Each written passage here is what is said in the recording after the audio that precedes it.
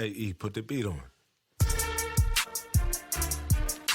Hey, Taylor, you like this joint? Yeah, this beat hard. Yeah, you sure you like this joint? You would tell me if you didn't, right? Oh yeah, of course. No, this don't go hard. All right, cool. This my man Scotty Pimpin' joint. Oh, okay, all right then. Matter of fact, I got something for this. Got something like what? Welcome to the top shelf, where the flavor so hot, but you will not melt. About to take you on a ride like you never felt. Up and down real smooth like a carousel. Moving in our own lane, no parallel. Everybody needs sleep, it's good for your health. If you stuck like Chuck, I might have to help. Cause we talk sports, life, and everything else. It's on a podcast. What's up, ladies and gentlemen? We thank you, as always, for tuning in to Sleep, the Sports, Life, and Everything Else podcast presented by the Away Team. And coming to you from the top shelf, this is Season 4, Episode 14. My name is Michael Roberts, a.k.a. Mike on the mic. We've got my co-host, Taylor Suber here. Yo. What's up? What's going on? Taylor, how you feeling? Doing good, man. Can't complain, man. Good. We've got producer E handling the boards. Yo, what up? E, how you doing? What up? I'm good, man. You know, another Sunday, another cast, another Beautiful. day. It's hot out there. Yeah, we in here and the AC escaping the heat. Yes. It's Summertime, man. thing. This is what it is, man. Yeah, Yep. you know what? And I just remember on a previous podcast, I was complaining about the little rain and the cool, and Taylor said it. He said sundress season is upon It's us. here. And now it's hot. You know it's coming. It's hot as balls outside. Looking crazy. Yes, sir.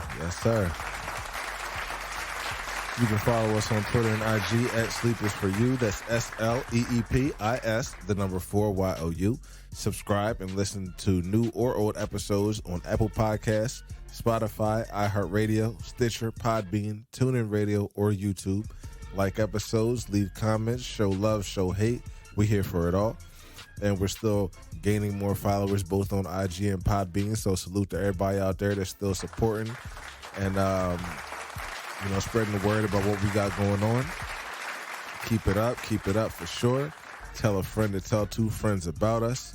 This evening is officially our 75th episode in total since starting this thing. So if we could just take a quick moment for that. 75, dang. Absolutely. We're still grinding, still working, still trying to get the show better for our listeners and bring you the best content and memorable entertainment. If you haven't already done so, check out sleepisforyou.com, the hub for all things sleep related. We've got 2 top 5s for y'all this week. A thought-provoking, common sense-based topic. Have you seen, have you heard? Big deal, no big deal. And that good sports talk that makes this the top shelf and is pushing us to more and more people every week. Our show time is 5:37. So, let's spin. We're going to start. We're talking about the NBA since the season has officially come to a close, but we did have the draft last Thursday. Did you see it? I did see maybe the first 10 picks. Okay. And then I got a little tired and fell asleep. I got to be up at 4 in the morning to be to work. So, I kind of got to watch how late I'm up Sunday through Thursday. Mm-hmm. But, that's adult life, so out here getting it. But as far as the people that stood out to me, obviously you have the first 3 guys, which, they said multiple times were all interchangeable as far as being the first pick between Chet Holmgren, the Bull Paolo Banchero, and what's the other kid? Jabari Smith Jr. Yeah. Who salute to Jabari Smith's mama. What happened? She was MVP that night. And salute to I'm gonna call him the Italian the black Italian stallion. How you say his name again? Paolo Banchero. That's my guy. He's a Matisse Thybulle clone. He looks just like him, but he does look like him. I think he's a little taller, and I think he's a little bit taller, and he can ball. But they grew up from the same, and they in that same Washington area. But I liked his game. I didn't know he was coming out this year, but he's I thought that was a good pick for him to. I thought he was a number one pick. I kind of thought he was gonna go 3 or 4. I thought he was gonna overthink it and probably selectable Chet, but I like Paulo. He's got game. He can get you can tell he can get better. He's nice. Yeah, he's nice. And he's exactly what the NBA is right now. Those /3 or 4s. You know, you can go from the 3, you can go to the 4. But he's off the bounce. He's nice. And salute to his mom from for coaching him and all that. I saw the story. Yeah, that was dope. Yeah, and the mom went to the school with his father, and you know what I mean. So very. I like the family. Like I said this about the NFL draft. I like the family orientation about the draft. I do like that. I do like to see families get together and just share tears and be happy, and I love it, man. I like stuff like that. I think we got to get back to the family values in America. I think we need to get back to that instead of twerking and doing all that other stuff, man. Family values, man. Mama, daddy in the house raising the babies, man. So I love this. And apparently Chet Holmgren kind of had an idea where he was going because he didn't send his medical information to 2 of the 3 teams in the top 3, so he ended up being taken second by the Thunder. He better go to Five Guys or a steakhouse. And that little he's skinny, man. He need to put some weight on his body. Yeah, they're comparing him to Kristaps Porzingis. He's gonna have to get some weight on them bones, man. 7'2" 195 pounds. I'm 200 pounds, so he's 7'2". Wow. Come on, man. You gotta put some meat on them bones, man. Not too much because you don't want to have too much weighing on your body, but you got at least to get to 220, man. Come on, man. That's crazy. Another couple of people that I liked that came out in the lottery was number 5. The Pistons took Jaden Ivey. Yeah, a lot of people was sought after him. Yeah, out of Purdue, and he balled when he was in school. He went to Vanderbilt, right? He went to Purdue. Purdue. Okay, I got him confused. Okay, and I think the Pistons might have got somebody nice with him. I know I saw reports that the Knicks were trying to trade for him, even though the Pistons took him. So yeah, see what happens with that. But I also like the guy that Portland got at number 7, Shaedon Sharpe. Oh yeah, technically he went to Kentucky, but he never played. Yeah. Oh wow, he never played at Kentucky. Yeah, and he still got drafted in the lottery. So that tells you what kind of game this kid has. Yeah, he was. I want to say he was the number 1 overall basketball player, maybe 2 years, either last year or 2 years ago. I forgot what happened, and he tried to play to Kentucky, but he just never played. But technically, he did. Kind of like that Enes Kanter. He never played for Kentucky either. So, but technically, he went to Kentucky. And another guy I liked that actually the Warriors picked up in the first round, Patrick Baldwin Jr. I think they might have got one kind of under the radar there out of Milwaukee because he looks like he has some pretty good game too. He was drafted number 28. Okay. But Taylor, was there anybody in particular that stood out to you? I want to talk about the Sixers, man. We come on, man. I like how they traded the pick to Memphis and got themselves Anthony Melton, man. Yeah. That's a very, very good pick. He just turned 24. Yeah, he's 6'2", but he plays way bigger, and I like what the Sixers did, man. That was get somebody that's ready to play right now. You don't have no time to be. You got like a couple of rookies that you drafted over the past couple of years that you got to develop. You don't have time to develop another rookie / first year, second year player. So get somebody that's been in the league for about 4 years. That's very, very young. Only cost you about $7-8 million. You know what I mean? I think you had to give up to 10 to give up to 8. You know what I mean? 10 million that Danny Green was making wasn't going to give you nothing because he wasn't going to play this year. So trade that and trade that draft pick. Whoever you're going to draft wasn't going to play this year. So you got somebody that's going to contribute this year, and he's already the better player on. He's the best bench player on your team already. Yeah. Already, and he just got here. He just got here less than 72 hours ago. So I like that was a good pick, and I think I talked about him about maybe 2 months ago how he was like the 8th or 9th best player on Memphis bench. You need to get somebody like that on the team, and then you can build your bench up. So I like that kid. Man. He can play. He can do a spot start if somebody gets hurt or somebody gets COVID. He's only getting better. I think he's about 38% from the 3-point line. So he's only going to get better. I like that kid. He's a good player. A lot of people didn't know him and they were like pissed off, but they don't stay up past 9-10 o'clock to watch West Coast basketball like Taylor does. So even though Memphis is in technically the Midwest, whatever, but they're in the Western Conference. But he can ball. He'll block your shot too. He's got skills. I like him. Yeah, I like the kid too. Yeah, he's a good player. If nothing else, he's going to help to bolster that bench, which, as we all saw during the playoffs, got exposed for not having much of any punch coming off of it. Zero. He'll get you a couple buckets off the bench, and he'll play some defense too. So he's a good player, and he can play the guard position too. What do y'all think about the talks about them trying to get P.J. Walker? Who? P.J. Tucker. P.J. Tucker. I'm sorry. I mean, he's old. Though, he's older. Yes, he is.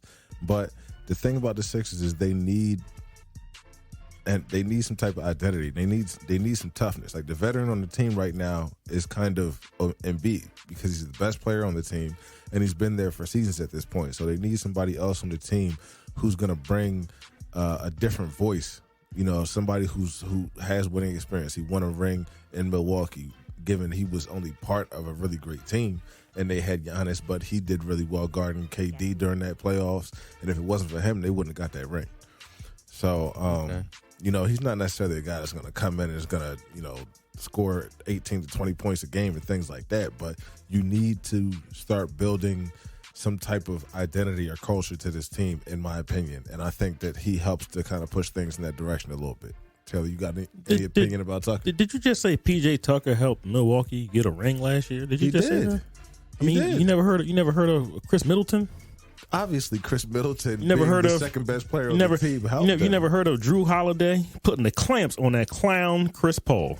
But if could do nothing. Like I said, if they didn't have P.J. Tucker to guard Kevin Durant for a good majority of that series, they'd have lost that series because they won it because my man had his pinky toe on the 3-point line on the last shot of the game. All right, be that as it may, P.J. Tucker is P.J. Tucker's out on that team. They're not winning. He's like I said, he is older. He's 37, so I don't believe in overpaying for him. I mean, if they can get him for like people will say for cheap, then fine. But I don't believe in giving him no 2 or 3 year deal. No, that's a dub for me. Like, you know what I mean? I like him, but where's the future at? You can find another P.J. Tucker that's 26, 27. You just got to do your research. You know what I mean? I like P.J. Tucker. How many times has the Sixers added a 2-year piece thinking that they're going to win the championship? They think they're going to win the championship. And it never works. And then midway through the contract, he can't play no more. This happened before with the Sixers before. They get somebody that's old, that had an old rep, a.k.a. Danny Green, and then they get here and he's playing like he got gum on the bottom of his shoe. So I would like them to be more forward thinking and try to find someone that is the next P.J. Tucker. Remember, P.J. Tucker got it out the mud. So you got to find someone else that got it out the mud. He got drafted and I don't think he ever played in this first year or second. By the time he was going, he went overseas, came back and appreciated it. And by the time he was like 29 or 30, that's when people start to notice him. So you got to find another guy that's kind of like him, that's similar to him. You know what I mean? You just can't, we're going to get P.J. Tucker at 37. Does he have anything left? You know what I mean? Because I don't know. I mean, if you can't find nobody else better than him, then I just think that's a detriment to that team. You know what I mean? Because it's looking like Daryl Morey is just picking up people that he used to have on Houston. Yeah, I don't like exactly that. I think that's corny to me, man. Oh, we're gonna get Eric Gordon. I think that's that real. If you're a Sixers fan, you got to look at what this man has done before and look at what he's doing now. He's bringing up people from Houston who them ain't never won nothing down there, and you bring them to Sixers. So and now they're 2-3 years older. So I think that's cap, man. I'm not with that. Bringing somebody old and nah, man, come on, man, get out of there. We saw when Steve Nash went to the Lakers, he was old and he was finished. You know what I mean? And we're gonna give him a 3-year deal. And we saw how that worked out. So I've seen this movie too many times. I'm not one of these people that believe stuff. As soon as I heard it, I was like, oh, here we go. But I knew people were gonna be gassing it up. So not me though. So all right. So moving on to talk about another NBA topic. Oh, wait, I just neglected to mention one guy that I noticed in the draft that I had a little bit of heart. The Pacers at number 6 took Benedict Mathurin out of Arizona. And this young man said that he doesn't believe LeBron James is the best player in the league, and LeBron James is going to have to prove to him that he's better than him. This might be my new favorite player. What's his name again? Benedict Mathurin. Oh, okay, all right. He got drafted to the Pacers at number 6. He went to Arizona? Out of Arizona, yeah. Oh, I remember him, yeah. Oh, I like him. And he said he wants that smoke with anybody who's good. He's not tip riding. I like him. You know what I'm saying? I like cats like that, man. He said anybody can get it, even your King Bron. Yeah. Didn't Oklahoma, didn't they draft 2 Jalen Williams? Yes, they did. I thought that was funny. I'm pretty sure they're twin brothers. No. They're both, I think their names are spelled differently, right? They are. Yeah, But they're twin brothers? I think so, yeah. Because I just saw a picture of them earlier, and they were pointing at each other like that Spider-Man meme when the two Spider-Man. I just thought their names was well, that's crazy. I just thought their names spelled different. Yeah, spelled differently. J-A-Y-L-E-N, and the other one is J-A with an I L-I-N or something like that. I didn't know they were twin brothers, but they went to different schools though, right? They didn't go to. I don't think they went to the same school though. I thought they would just happen to have the. Jalen is a very famous name out here in these streets. Jalen that got drafted at number 12 went to Santa Clara. Yeah. Jalen that got drafted like 19 or something like that. Was it 20 or was it in the second round? I just know that they both got the same The name. other one was drafted at 34 in the second round. He went to Arkansas. Okay, all right. I don't know if they're related, but I just thought that was funny. A quick look into what's going on here. Yeah, I don't think they're related, but I mean, they could be. I don't know. I mean, who knows? Jalen Williams, like I said, that's the most famous name I think I know at least a couple people that their son's name is Jalen. Mm-hmm. And then then the other way with the females, the girl's name or J-La. You know what I mean? So Jalen and J-La, that's all over the place in the streets. I'm not sure though.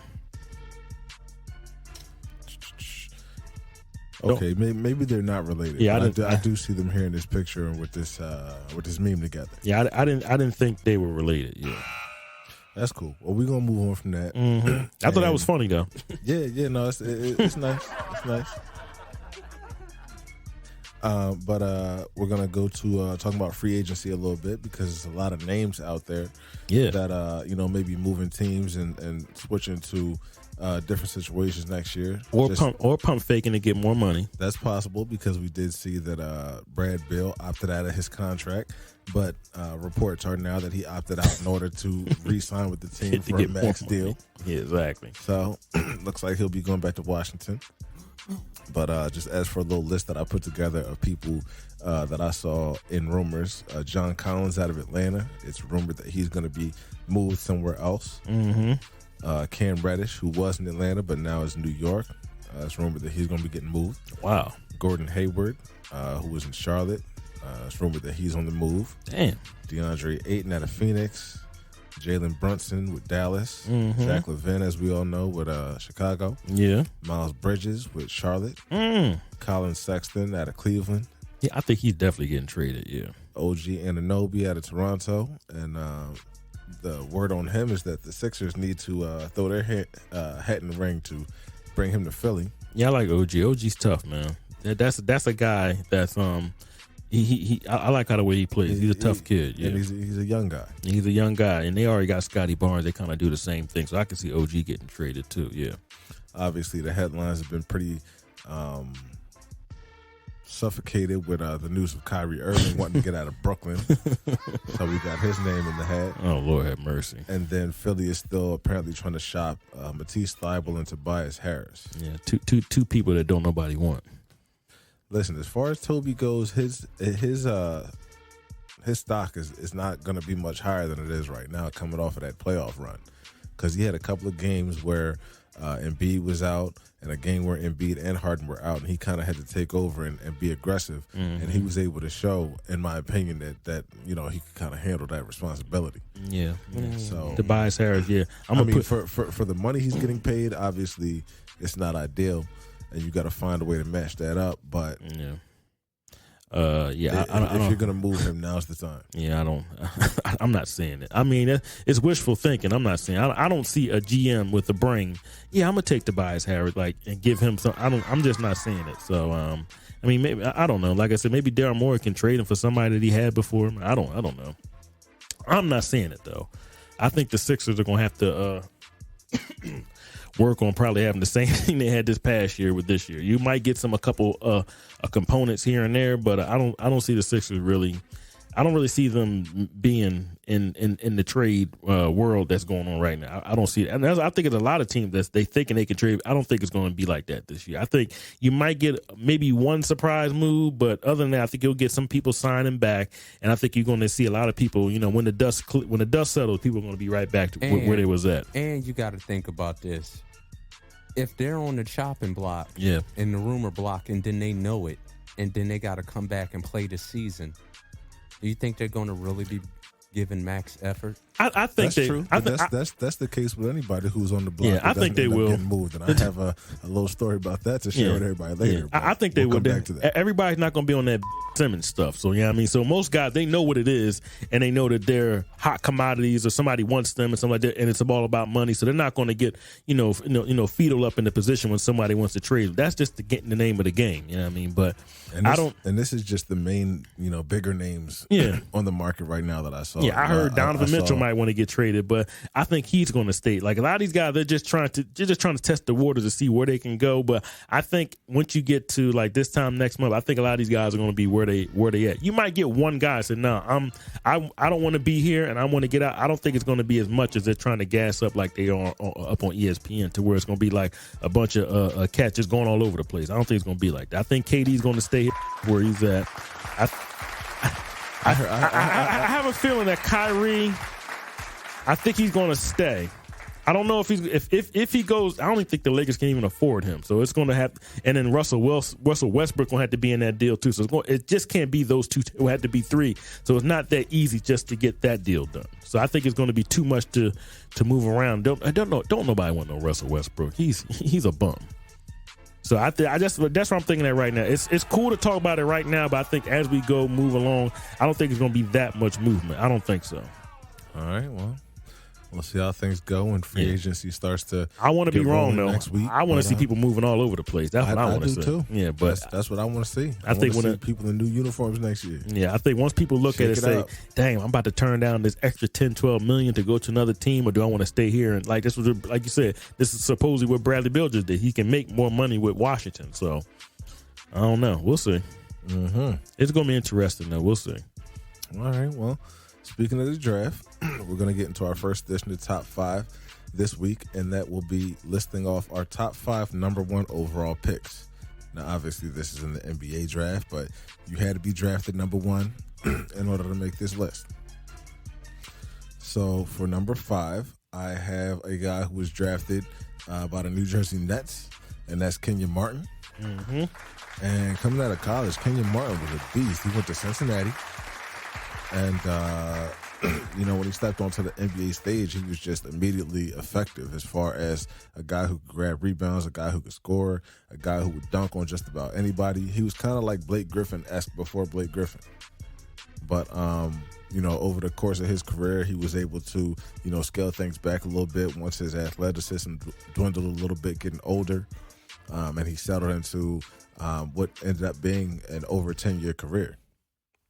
So salute to Kenyon Martin as my number 5 guy. Yep, his son plays for Houston. Yep. Mm-hmm. Number 4, I'm going to take it to a guy who was just pretty steady over the course of his whole career. We talked about him a couple of weeks ago, but that's David Robinson. Yes. David Robinson was drafted number 1 by the San Antonio Spurs. Yeah, and he just showed up every game. Like Taylor said before, with the same haircut, the same left-handed jumper, and the hook shot, and the putbacks, and the rebounds, and David Robinson was just steady for years and years and years. And it wasn't until they actually got Tim Duncan that they were able to, put things together and maximize the situation to get a ring. But, I was very happy that he was able to get a ring before he retired, because you could see the hard work that he put in over the course of his career. And, salute to the Admiral, David Robinson, coming in at number 4. Yes. All right, so number 3 on my list, I have a guy who was taken by Orlando, and that was Shaquille O'Neal. Now, obviously, I said recently that Chris Webber was also taken by Orlando at number 1, who was ultimately flipped for Penny Hardaway. But I thought Shaq was a little more of an impact as far as a selection for the Magic. At the point in time, he automatically boosted their team to a different stratosphere. That resulted in them going to the playoffs and eventually going to the finals. The year that they went to the finals, they eliminated the Chicago Bulls when it was Michael Jordan's first year back from his first retirement. Mm-hmm. But Shaquille O'Neal, he's the most dominant NBA player, in my opinion, in NBA history. He shook the foundation of the game. He changed the game. The hack a Shaq rule. People not being able to foul the person that didn't have the ball in their hands anymore without certain penalties. And Shaq just terrorized the league for a long time. One of a kind. Stepped away with 4 rings, Mm-hmm. and I don't think we'll ever see another player like him just because of the way that the game has changed since he played. It's moving away from big men, as Taylor constantly says. But shout out to Shaquille O'Neal coming in at number 3. So number 2, I couldn't have this list without speaking of the hometown Philly guy. Not hometown Philly guy, but Allen Iverson. Obviously, he's from VA, but he's as much of a Philadelphian as just about anybody else around these parts, and he's beloved in this town. It's not a lot I can say about Chuck that hasn't already been said as far as what he brought to the court. For his size, he was one of the greatest players in NBA history. And, it was things he could do in the court that was it was mesmerizing. It was stunning. When he crossed over Jordan, obviously everybody remembers that. But, leading the Sixers to their only finals since the 80s back in 2001, where they eventually lost to the Lakers. And he did things for the NBA game playing-wise and cultural-wise, and blending the NBA more so with hip-hop during the point in time when he was doing his thing. He broke down a lot of doors, so that's my number 2, excuse me, on the list.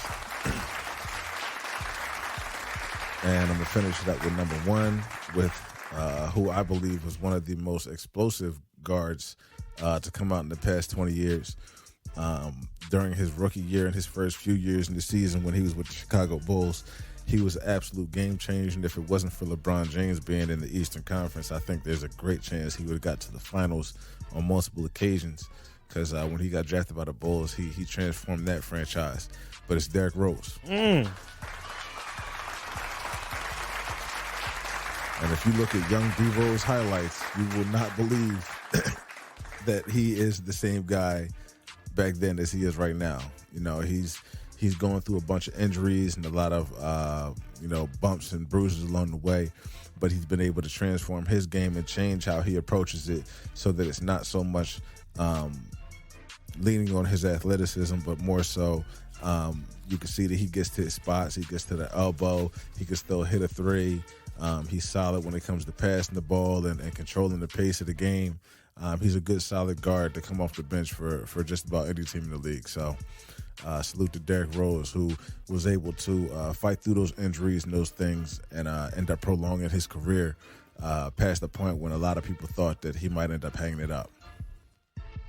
So that's going to do it for my list, and I'll pass it over to Taylor so he can give y'all his top 5 number 1 overall picks. Yep. My number 1, not my number 1. My number 5, I tried to take him off the list, but I just kind of reiterating what you just said about Allen Iverson. Number 5, he's got to be in there. He's done a lot for the players that are in the game right now. They emulated his game. They wanted to be him.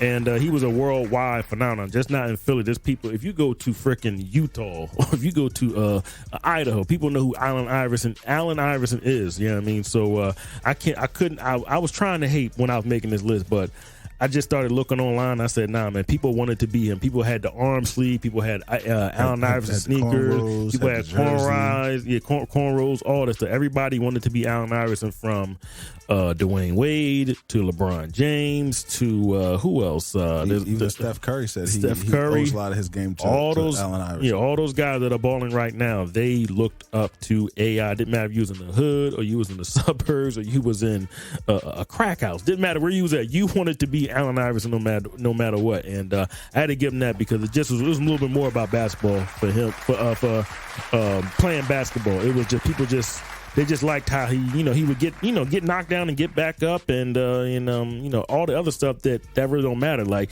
people just looked at him as a basketball player, man. So I had to put him at number 5. I couldn't shade him. AI's game was just like that of a blue collar player. Like he went through the getting knocked down and all kind of fouls, playing through injuries, chip fractures, all kind of stuff that he had to deal with over his career, and he always left it all on the floor and on the court. So everybody got to salute AI. Yeah, I got to salute the Hall of Famer. So he's number 5. Number 4, we're gonna put some respect on Hakeem the Dream Olajuwon. King. Yeah, man. Came out the same year as Jordan, went number 1, was putting up all kinds of numbers, just never got no rings. As soon as Jordan stepped his foot out the NBA, Hakeem said, I got to get these rings before come back. And he got the 2, you know what I mean? So Hakeem Olajuwon, just one of the great centers of the league, an ambassador. I always got respect for Hakeem Olajuwon, man. He's always going to be on a lot of my list because people kind of forget about him. And I always got to salute to Hakeem Olajuwon. He was a beast. And salute to Shaq for saying, listen, when I went against Hakeem, I didn't have nothing for him. He shut me down. You know what I mean? So I always got to salute people who go against somebody that's better than them, and they say, "Oh no, my back was hurting." And if I was healthy, Shaq said, "No." He gave me that smoke. He gave me that work, and it made me a better player. You know what I mean? So when Shaq was trying to get his first ring, Hakeem said, "No, little nigga, I gotta get mine first. Then you can get yours." You know what I mean? So salute to Hakeem Olajuwon, and he's still close to the game now, helping players out and. Not in a coaching capacity as far as working for a specific team, but he's able to mentor players. Mm-hmm. Number 3, like I said, the list is going to be somewhat of the same. I'm gonna put some respect on my man Shaq, man. I can't take Shaq off the list, man. Mm-hmm. Shaq was dominant. Nobody had ever seen Shaq before ever, and just the things he did. Remember the first couple of years, breaking backboards, running up and down the court, blocking people's shots. Yeah. It was crazy, man. He was something like back in those days. He made being a big man being cool, and the thing was he was comfortable in his own skin. He wasn't like some oddball. He was always the funny guy. Like even when you see him now, he's always a jokester, a prankster. He never was like, oh, I was big and people left me. He's like, nah, man, I was big, man. I was that dude. You know what I mean? Yeah. So I always give it to Shaq being and he's always been a selfless guy. I will give Shaq that. Always giving credit to his stepfather and his biological father and his mother, the military, all that stuff, going to LSU. He always gives credit to the people that helped him to get where he was at. Yeah, helped him along the way. Yeah, his cousins, his younger children, and his he always gives credit to people. He's just never a selfish man. And then when he criticized the big men now, I like that. He's not joeing it up to him. He's letting them know, like, yo, man, I know you can play better than that. You can play better than me. Like, you can actually hit free throws when he talks to Joel Embiid. So he said, you can be better than me. You know what I mean? So I like Shaq's criticism. I actually do like Shaq as a sportscaster too. A lot of people don't like him. I do. I think he does a really good job. He does. I like Shaq. I can never hate on Shaq. I can hate on anybody anytime I want to, but Shaq, I'm not going to do that to him. Number 2, I mean, we don't. Real quick, let me just go on because you talking about Shaq, and we missed it when we was talking about the draft. Salute to Sharif O'Neal, who was announced will be getting a pretty much tryout with the Lakers summer league team, yeah, and also Scottie Pippen Jr., who got on one of those similar deals with the Lakers and playing for their summer league team. Yeah, get a chance to try it out. We'll see how that goes. Yeah. Yep.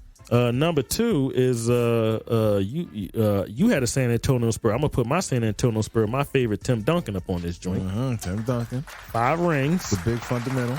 Yeah, man, y'all don't like him, but I did, man. I like how he just made everything look so simple. Sometimes when you make something look so simple, you make it look easy, and that's what he did, man. He was a very, very good player. The king of the bank shot. The bank shot. Yeah, I mean, he was always a pretty solid free throw shooter.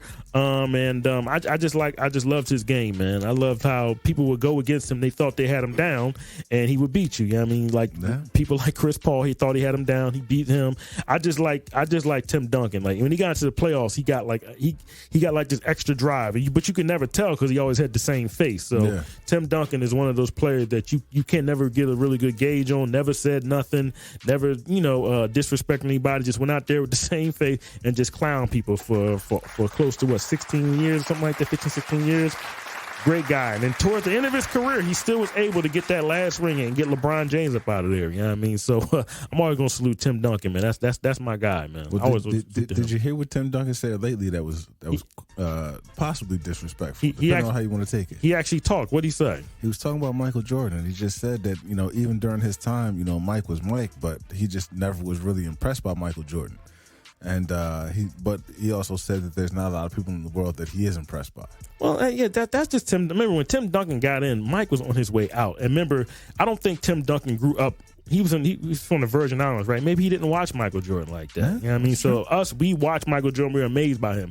He remember Tim Duncan was a swimmer. You know what I mean? So he probably never was checking out, NBA TV, NBA playoff basketball. So when he saw him in 1996, 97, he got drafted. Mike was I don't say he was still a good player, but Tim was just focusing on himself. I don't think Tim Duncan's a guy that watches like basketball and think like, yo, that guy is. That's not his demeanor. He just works. He just involved in himself and getting better. Yeah, so I can understand what Tim Duncan was talking about. He's talking about from the lens of his eyes. Yeah. Okay.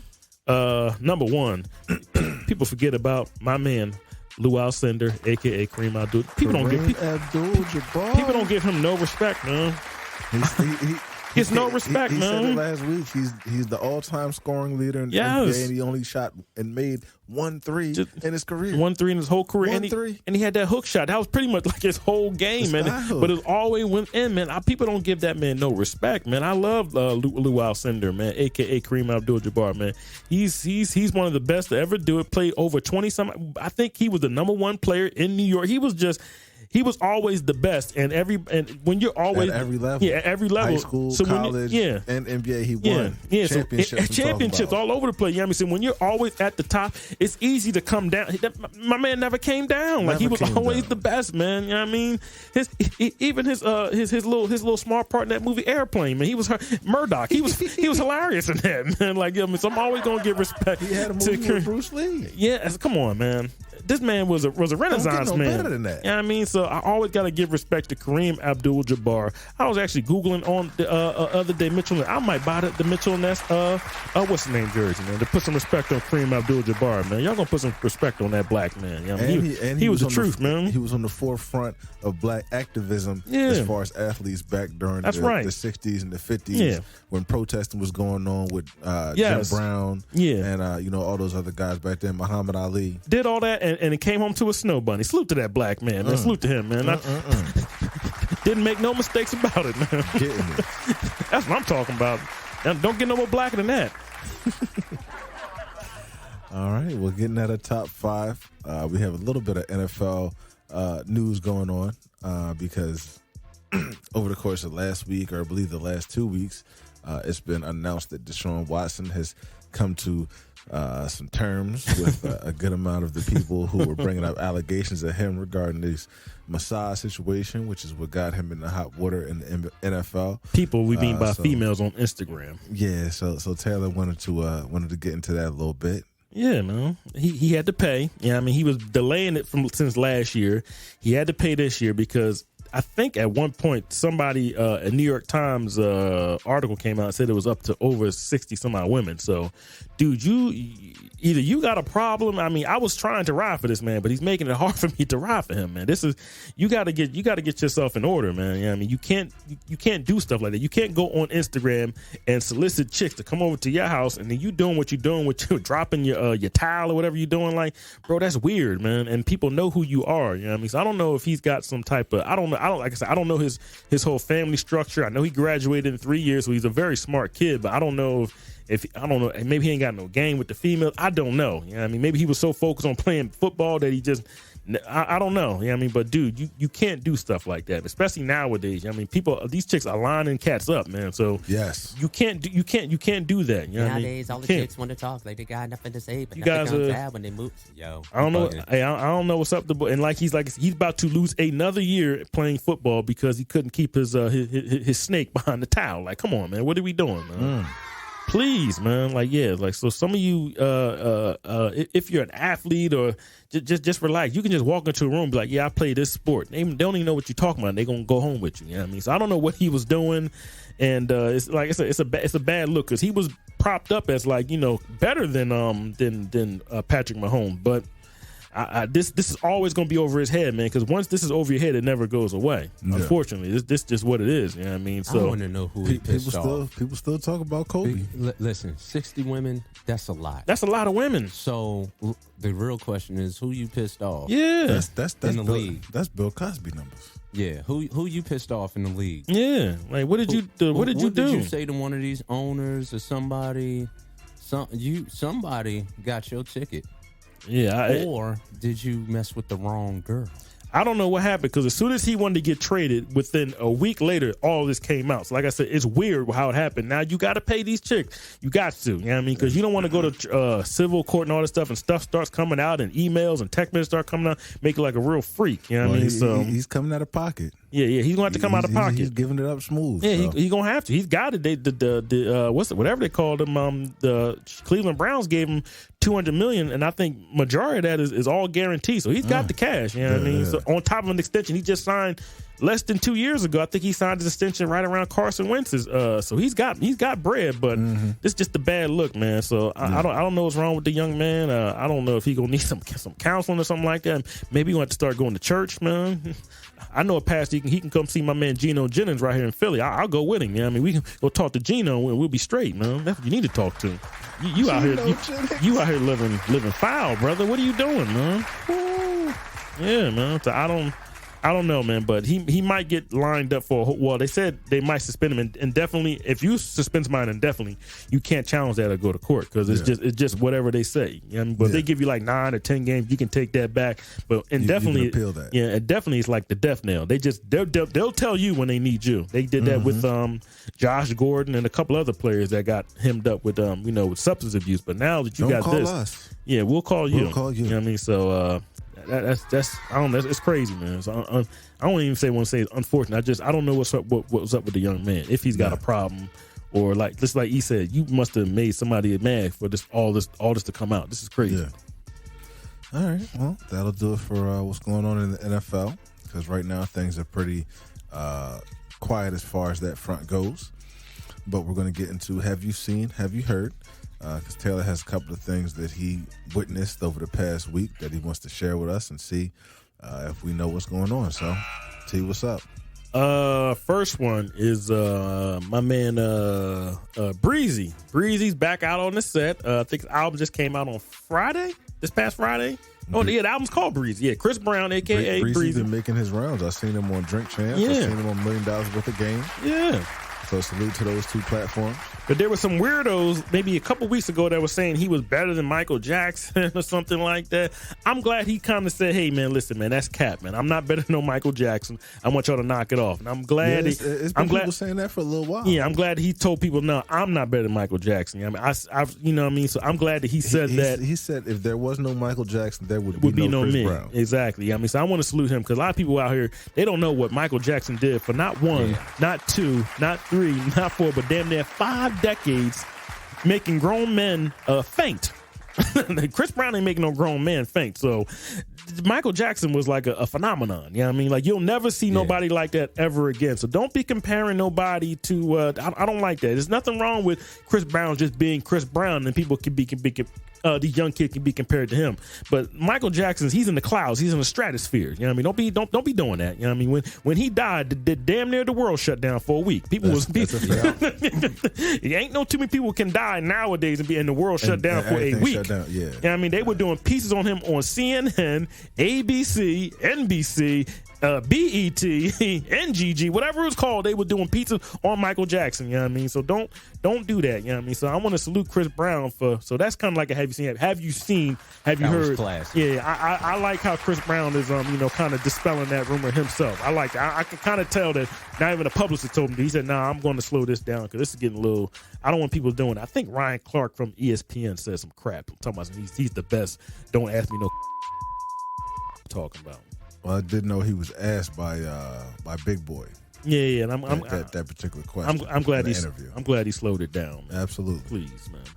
All right, so have you seen? Have you heard? This is this is a ratchet story, but I'm gonna bring it up. Has anybody ever seen the show Black Ink Crew? Yes. Are you talking about the bull Caesar on candid camera or rain camera, whatever it is, beating a dog with chair. And thank God for VH1 for firing that. They fired him real fast, you know what I mean? Because whatever, I don't know what he was doing, but he looked crazy beating on. And I'm not talking about no pit bull or no Rottweiler, little small though. Everybody in here in this room, we've either owned a dog and if you own a dog, you got love for that dog. I don't condone people hitting animals at all. I don't care. That's like the top of my list because animals, they're very, very smart and instinctive and they don't know what the hell is going on. So for you to do something like that, that's some coward stuff, man. I don't like stuff like that. So when I saw that, I was like, yo, man, this bull is a real goofy. And I met him, I want to say about 6 years ago when I'm tattoo convention. He's a cool guy, but I just thought that was weird, man. You know, so did you see that fool? I saw that. He's a Jamaican too, man. So I can't even. Can we get him deported? No, my. Damn, see? Couple dog, you hit the dog didn't know what was going on. Like that's weird. Then he tried to lie. I think they interviewed him on TMZ, and he tried to say, "Oh, well, the two dogs was fighting, so I was trying to break it up." So he never apologized. So I don't like people that hit dogs, that or animals or abuse. That's like a top notch. I don't like that. I can watch people get sliced up online. People. I don't care about that because you have brains and you're stupid. But dogs and animals and abusing animals, no, I don't. I've had animals. I don't hit animals. Never. He lucky he wasn't an athlete or somebody that was making some real paper because he'd be serving. Look at Michael Vick, and Michael Vick didn't even physically do it, and he still served that time. Yeah, but I don't like stuff like that. And I think somebody did call the law on him maybe yesterday. They wanted to do a wellness check on the animal because I think he still owns the animal. But I just want to know: have you seen that Negro? I saw that hitting dogs, looking like a psychopath. I don't condone stuff like that, man. Please, see, he's out here wilding. You got to relax, man. That was weird. I mean, all right. So, and the last one is it was a debacle on Thursday night. Ooh, Marion versus Mario. I'm gonna break it down, but the undercard was Ray J. I'm gonna break all of it down. Ray J, Sammy, Bobby V, and Pleasure P. Good God Almighty! All these guys are around my age. How dare you guys? You guys look terrible. So have you heard the debacle of the verses? I heard. I didn't see it. Have you seen? I didn't stay up for that, but I saw a couple clips on IG. I saw Ray J looking crazy, singing "One Wish," holding the baby in one arm. First of all, I heard Brandy was disappointed. I want to talk about "One Wish." That's got to be one of the worst R&B songs I've ever heard in my life. Man. I hate that song. When it came out, I was like, "This is trash, man." I don't care. No one said the song is not good, man. Homeboy should have known not to perform that after what happened Once Upon a Time. Do you remember what happened Once Upon a Time around One Wish? What happened? Well, as Taylor likes to say, I'm going to take everybody back. Way back into time, back around the time Twitter first started. Yeah. Ray J was at Floyd Mayweather's house in the living room. Oh, yeah. Performing One Wish sitting at the piano. And Fab hopped on Twitter and started grinding him up. Talking about reckless. Ray J doing performances live in Floyd's living room.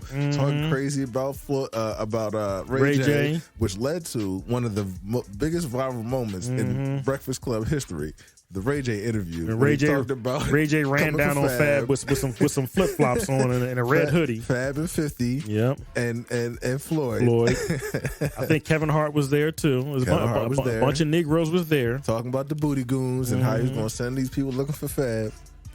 Yeah. So that was a tragedy. He should have known after that happened not to perform One Wish, but yeah, I don't know what is up with Ray J. I don't know what's up with that dude. He brought the baby up there. That was a complete violation. You don't bring no babies up there like that. We're not talking about the baby to perform. We're talking about his son. Yes. That leave the kids out of it. He wasn't even alive when that song came out, so he don't got nothing to do with what you doing.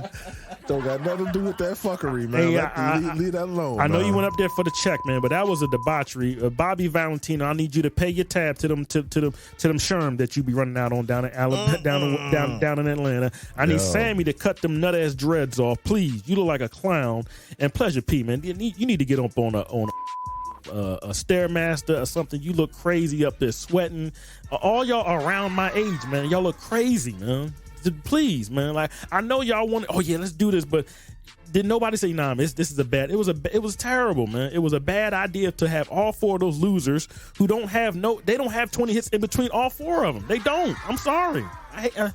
Come on, man. Let's stop it. And I like Bobby Valentine. I like some of his music. I like the first album and the second one. But come on, man. Like, this is like Swiss and Timbaland. They got to have a listen, we just can't let everybody come up here. Did you see Omarion? He was that's trying next. To still do the. That's next. I'm breaking it down. I'm gonna go to that next year. But I just want to get rid of them four goofies up off. Please don't ever be on my screen ever again. Please. One Wish is horrible, terrible, not a good song at all. Get out of here, man. Get out of here. But now we will move to Omarion and Mario. Lord have mercy, Jesus. What a disaster. Omarion was up there humping the stage. He brought some watermelons out. Him and his his ugly brother. What's the boy name? Orion. The only thing Orion is famous for is for getting Janae Aiko pregnant. Otherwise, they up there with the watermelon. That was a coon fest. That was crazy. Why was he bringing watermelon back? And I'm not talking about the little watermelons from the grocery store. I'm talking about a big slice. That was crazy. And salute to Mario. He said, "What in the hell?" Like, his commentary was the greatest. I wasn't really a Mario guy like that, but after this, I got to go check his catalog out. He was not only was he trashed him in the battle. It was 20-0. I don't care what Omarion did. He trashed him, and then he was talking reckless the whole time. He said, "Man, I think Omarion. That's why we never invited you on the Scream tour." Salute to Omarion. I don't want to be on that ragged. Salute to him, man. Salute to Mario for being a professional. You know what I mean? He went up there and sang. You know what I mean? I don't know what Omarion, he got exposed. He can't sing at all. He's terrible. The dance moves was trash. Another one of these studio singers. Yeah. Just I was offended by him and his brother with the watermelon. I couldn't get over that. That was disgusting, man. Come on, man. And they gave it to somebody in the crowd and dripping, man. Get out of here. And that Jeremiah. Oh my God, man. That was on coke. He was on something. He was so bad. He was out there for 2 minutes. Marion said, "You got to go. You got to get off the stage." That's how horrible he was at singing. When you find out what we do. Oh no! Get your. I know he caught COVID twice, but you got to go. This is what I was talking about last week. You got to know what you can do. You know what I mean? If you know that your voice is not up to par, hey, man, I appreciate the invite, but I'm going to have to pass. You know what I mean? Ain't nothing wrong with that. Tank tried to liven up. He came out there with Omarion, but it was so far going at that I didn't even want to see Tank no more, man. I don't want to hear nothing from Tank no more. He's talking reckless. You let me know. I never heard somebody sing spousal abuse so soulfully. Yeah, I don't. Tank's a weirdo, man. Tank do be on some weird stuff. Yeah. But did you hear about the beef with Tank and R. Kelly? Oh my God! How's there beef with R.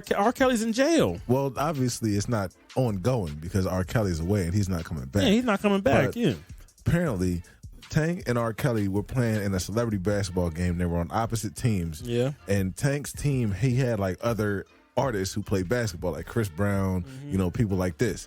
And R. Kelly's team was, as Tank said it, a team full of that was straight out, that was big, brolic dudes that was just there to pass R. Kelly the ball. And what was Tank doing? Tank was grinding on him or something like that? Or was he was trying to get somebody's number?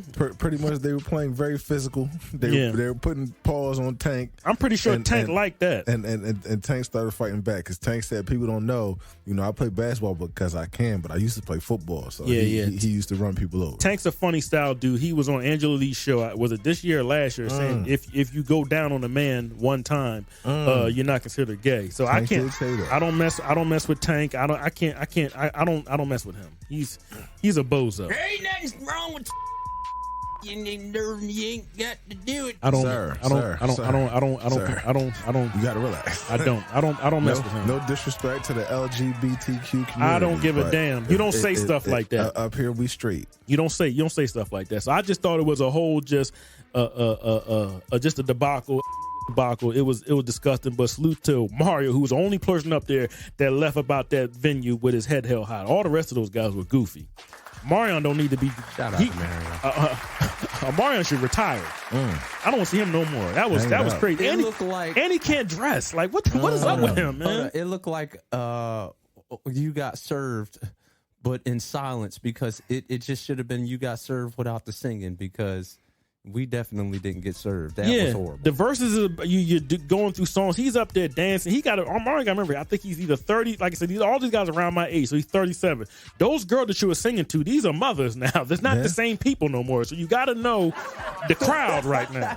You don't know the crowd. Nobody want to see you up there grinding with some tight ass jeans on and a tank top. You look crazy with the dreads, man. Get out of here, man. And people were tweeting at Mario that he got served. He did get served, man. Salute to Marcus Houston for not even showing up. See, he's like, I ain't coming to this.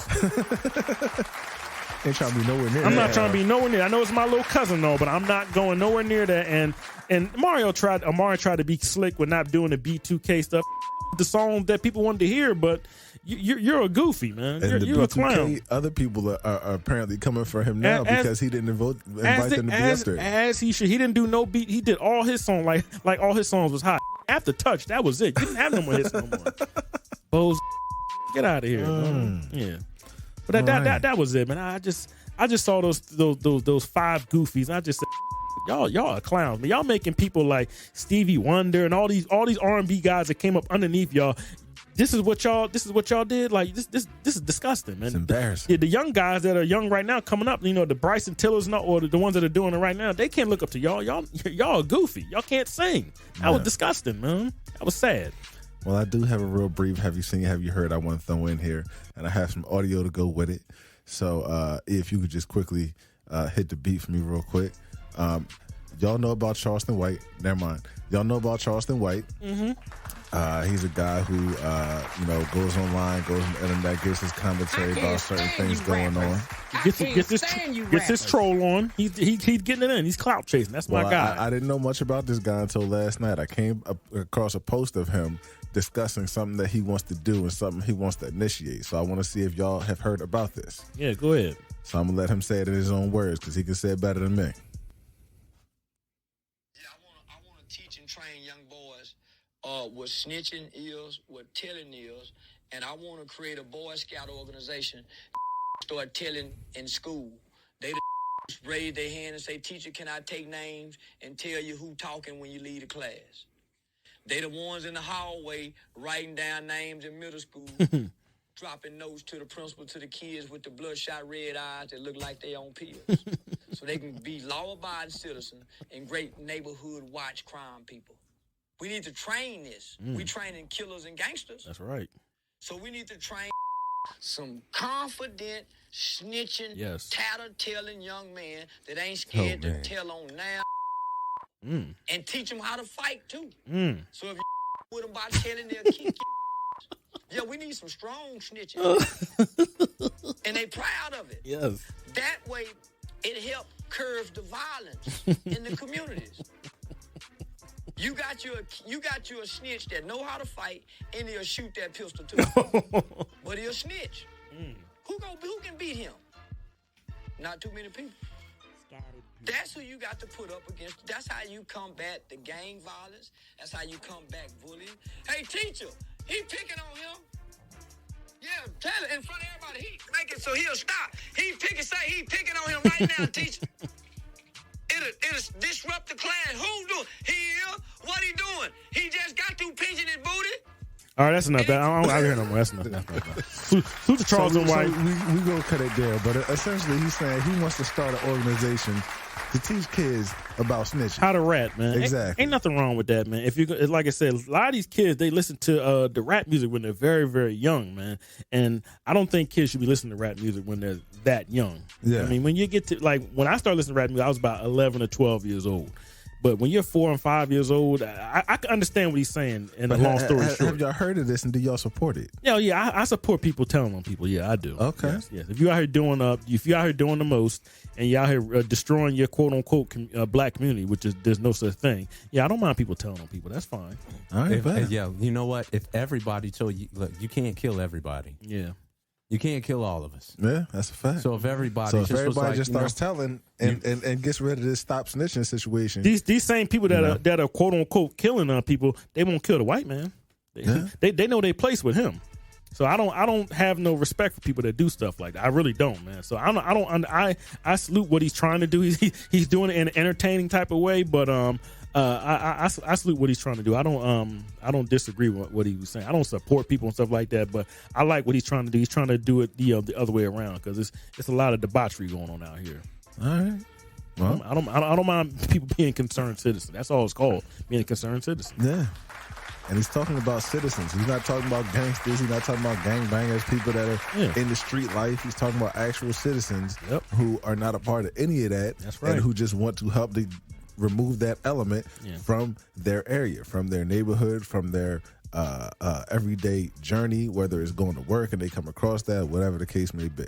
Taylor has called police on his neighbors too, so I fully support what he's talking about. Yes, he has. And then come out the next morning and say, "Hey, how you doing? I heard you had the police over your house. What happened?" Oh man, that's terrible. Yeah, that's how Taylor is. He's acting crazy around his area, bringing down the property value. Don't do it. I'll call the law. All right. Well, we're gonna close out. Have you heard, and get into big deal, no big deal. Mm-hmm. So my first story I want to bring to you, Kendrick Perkins revealed that back in the day, he believes tension started in Boston between Ray Allen and everybody else when Ray Allen wanted the organization to trade for Rondo. He wanted them to trade Rondo for CP3. Oh, okay. And that particular information got back to Rondo. Mm-hmm. Caused a lot of problems between them, and the team ended up having them box during the practice. They brought the gloves to the facility and let them throw the hands. Mm-hmm. And oh, really? Yeah. So is that a big deal or no big deal? No, that's no big deal because the deal didn't happen. You didn't get a loser like Chris Paul on the Boston. That's the main thing because Rondo is actually a winner. So there's no point in having Chris Paul on your team. He's a team killer. He's a team wrecker. He's a bum. You know what I mean? So you don't want that guy on your team. He's not a good player. So that's no deal to me. Chris Paul, he's just as worse as like a Terrell Owens or what's the other guy's name we just talked about? Kyrie Irving. He just every team he goes to, he destroys. Well, I agree. It's no big deal. I don't think it's for the same reasons, but I don't think it's a big deal. And Taylor's saying is with Chris Paul sneakers on his feet. That's how much of a hypocrite I am. But he definitely is wearing some CP3s right now. Wow. I like the shoe. And this was not planned out, but the shoe was nice. Wow. But yeah, I don't think that's a big deal either. I did think it was entertaining, and it was a funny story from back in the day. But he also revealed once upon a time that he prayed for LeBron James to catch an injury during the Eastern Conference playoffs. He did what? He prayed. Oh, prayed for LeBron James to catch an injury during the Eastern Conference playoffs. When he was on Boston. When he was on Boston. That's just competitive stuff. When I played, I used to wish people get hurt too. It's nothing wrong with that. You know? Okay, all right. He's just being transparent. I want him to stop talking too, though. Well, that tells us something about Taylor and Kendrick Perkins. Yeah, exactly. There's nothing wrong with that. You don't mean it and like oh, I want this person to be crippled for the rest of their life. You just want them to get hurt for that game. I got you. And you want them out for your game, and then next week they can play for somebody else. I understand what he's talking about. Number 2. The Houston Rockets added a 4-point line to their practice court. Big deal or no big deal? The Houston Rockets? Yeah, 4-point line. They need to work on 2 points because that team sucks. You know what I mean? They're not a good team. How about working on making the easy baskets first? Because y'all was like the second worst team this year. Yeah, work on the regular baskets first. Yeah, so that's no big deal. That's no big deal. Okay. No one even cares about Houston no more, to tell you the truth. Number 3. Well, John Wall does because he's still collecting checks from them. He's the only one. Give me my $47 million with cheese. Number 3. It's been announced that Drake now has his 11th #1 album with Honestly Nevermind. Yeah. Big deal or no big deal? I guess that's a big deal, I guess. Yeah, I mean, he put out an album that was secretly put out house music like we talked about last week. So yeah, for him that's a big deal. For me, no, but for him, yeah, he got stuff. Anytime you get anything #1 album, whatever, that's a pretty big deal. Yeah. On the subject of house music, I just want to mention this. Azalea Banks is coming for Beyonce. Yeah. Because the song that Beyonce dropped last week apparently is on the same type of vibe. Yeah. And Azalea Banks wants that smoke with the Beehive. Yeah, because she said that she Azalea Banks has been doing the same kind of music, that the house music for years. And Beyonce does. Well, whoever handled Beyonce, they look at what people are doing and they give it to her, and then she does it, and then she takes it to the top. And then she got exposed a couple of years ago for biting Kylie Minogue. Is it Kylie Minogue? Minogue bit her whole stage presence thing. So she got exposed. You know what I mean? So, but Nah, I said it years ago. No idea is original. Nothing new under the sun. It's not how you do it, it's how it's done. So I don't really have. That's not really a big deal. Azealia Banks. Okay. Right? Everybody steals from somebody. All right, last thing I got, Nipsey Hussle's former homie, who was there the day he was fatally shot and served as a pallbearer at his funeral, is refusing to show up to court hearings to testify and help put away the man who killed him. He needs to talk to Charleston White. Big deal or no big deal? He needs to talk to Charleston White. He need to talk to, man. The overwhelming belief is that he doesn't want to snitch to make himself look crazy in the streets. How are you snitching when your best homie, if that's your friend that you love, you know, that's what I'm saying. I don't understand these. Like I said, I'm from the suburbs. I don't understand the street politics. If your friend and you saw him get killed, gunned down, it shouldn't matter. You know what I mean? Like that, if that's your friend and he's, you know, let's just say you have a friend, you know, man, I love you, man. You my homie. You know what I mean, I would, you know, die for you or something like that. That's like mainly your family. You know what I mean? So it shouldn't matter what happened. I'm pretty sure nothing gonna happen to him. So I mean, I don't want to say that's a big deal. I don't know. I mean, I guess it is a big deal because like, bro, that's supposed to be your homie. You know what I mean, I don't know. I mean that's a little bizarre. I really haven't really paid attention to that case yet. We've been talking a lot up here about people ratting and people snitching. This is a man who is not trying to rat. Yeah, that's not ratting or snitching on man. If you was there and you saw somebody get murdered and that was your friend, that's not considered snitching because you weren't a part of the crime. You saw what happened to your friend, so it shouldn't be nothing wrong with saying, yeah, man, that's the guy that did everything. Because if you was about that life, you would have. Well, I don't want to get into street politics. Y'all should have put him. He would have laid that man down. Should have put him down. You know what I mean? Because now you starting to sound like Robert Williams. You know what I mean? He was trying to say had the boy arrested. You know what I mean? Robert Williams is a Meek Mill. He was trying to get the boy locked up too. He was on Instagram. He's supposed to be a street rapper, but he wanted Eric Holder to be arrested. And he was copping pleas. That was real goofy. Yeah. The police need to arrest him. No, you want him out in the streets. You want him out in the streets so they can run down and get that street work. Justice, and get that street work. You know what I mean? I thought you was a gangster. See what I'm saying? I'm from the suburbs, and I'm saying this. You know what I mean? So I think that man should consider, you know what I mean, telling. You know what I mean? They done filed subpoenas for this man to appear. They put a bench warrant out for this man. And when you got a warrant on you, you know you got to lay low. Now that's goofy, man. I would tell. I don't and from what I've heard from the internet rumors, no one is holding homie down. Like they not holding him down. He's been left astray. Like it's like, yo, what you did was wrong. So whoever he was affiliated with, they not really riding for him like that. Yeah. So he's basically food right now. So I don't know. That's weird. Yeah, because they like, yo, you let somebody infiltrate. Exactly. Like, where was you at? Where was your antennas at? Yeah. And you know it was all over a broad. At the end of the day, it was over that broad. You know, she hopped on Nipsey's sack. And you should have seen that come Who's on. this broad we're talking about? All right, the dude that shot you. I don't know if you know the story, but the dude that killed Nipsey Hussle, remember, he was having a conversation with Nipsey before he killed him. And the girl that he was smashing, she did like on Snoop album, like, oh my God, there he go. There oh you my go. God, he's Yep. so fine. Mm-hmm. You know what I'm saying? She hopped up on his sack, and you know he was in his feelings. And then when Nipsey was like, nah, I can't mess with you. You know, I heard you was snitched. Yeah, exactly. He got embarrassed in front of that chick. In front of the chick, yeah. And he got in his feelings. Like, yo, this is the world we live in today. Mm-hmm. Oh, you dissed me in front of this chick, and she wanted to give him some cheeks. He made sure that she wasn't going to never hit that ass. Nah, I hear you. That's why it was a vicious. It wasn't like a one shot. It was a vicious murder. Yeah. When he's on the ground, he kicked him in the head. That's what I'm saying. You can tell the murders by how they're murdered. If it's just one or two, all right, maybe some. But if it's like that with the way he was shot and the way he was, you know, like you say, kicked him, they called it like a crime of passion. You learn all that crap on Law and Order. Oh, I know about crimes of passion. Crimes of passion. No, don't get it twisted. It's very vile and it can be crazy. Yeah. I heard a story years ago about a guy who came home and found his lady in the bed with another dude. Yeah. And the dude was like, listen, man, I didn't know she had a dude. She didn't tell me she had a dude. My man wasn't trying to hear it. He made my man jump out the window, and he lived on either the second or third floor of the apartment complex. Dude jumped out the window, got caught up in the tree, and fell and busted himself up and sued the other guy. So it went left. But I know things can go down. I thought you said the guy was going to get dead. That's not a good story. I thought you said the boy was going to kill him.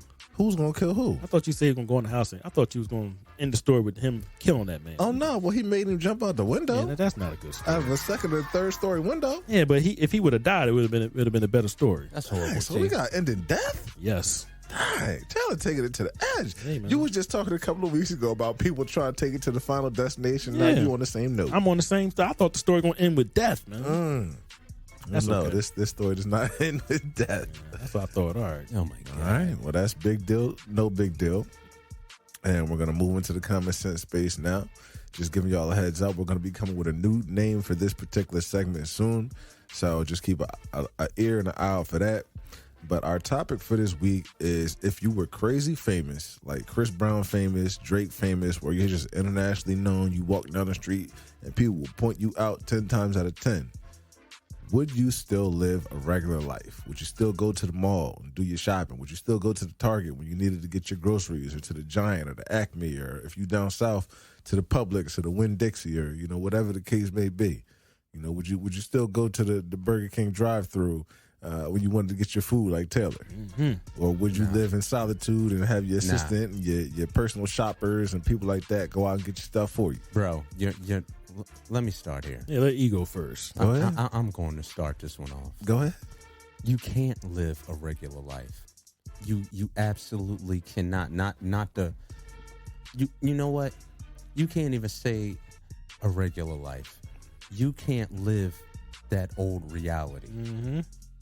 Okay? Because you can't say regular life, because what's regular life to rich people isn't regular life to poor people. And what's regular life to poor people isn't regular life to middle class people.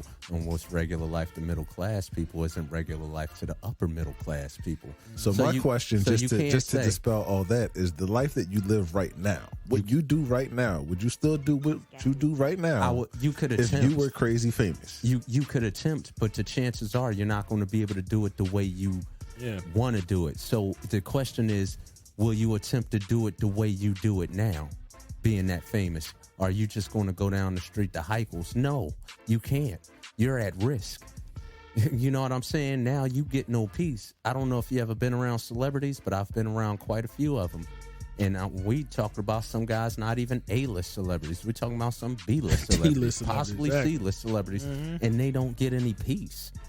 So what, like I said, the reality of it will be different, So I don't want to say what a regular life is, because people's regular is not other people's regular. But that's what I just addressed. Yeah. I'm not talking about people's regular. I'm talking about our regular. So your life, what you live right now, or Taylor's life, what he lives right now, will be dead. My reality now, if I got super famous, my reality now would be dead. Mm-hmm. I can't one wheel with my girl alone. Nope. Which I very much enjoy doing. I can go to the mall. I mean, you could do this stuff, but the risk that you're going to put yourself at could not, it might not be worth the trouble.